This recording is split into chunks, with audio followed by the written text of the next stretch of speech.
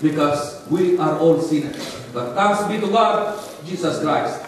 Because we can come to Him today, we can come to Him tomorrow, and we can come to Him any time of the day and ask Him, Lord, help me. And He will always respond, because He said, I will always help you. I will always help you. 1 John 1:9 tells us, if we confess our sins, He's faithful. Jesus Christ is faithful to cleanse us from all our unrighteousness. And if we do that, we will be blessed. He is waiting for us all today. When He said, come now. Come. Let us listen together.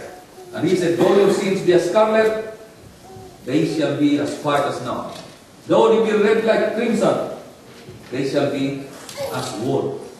As long as we come to Him today, as long as we come to Jesus Christ today, and ask Him to help us, He will be our balancing figure. He will be our balancing figure.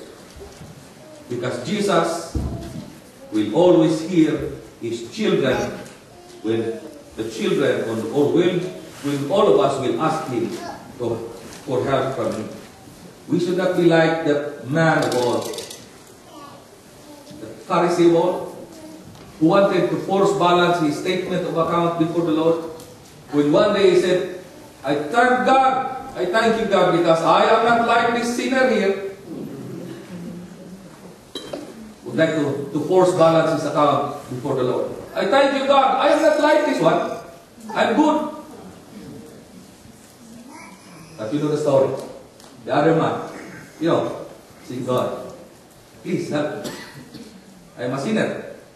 I want you to be my balancing figure. So Jesus said that man was justified because he has me as his balancing figure. Let us come to Jesus today and realize when we go home that all of us are accountants. Whatever your profession of this world, remember you are an accountant before the Lord. And when you do, ask God to be your balancing figure. Because when He comes in the clouds of heaven, He will say, well done, because you have come to me.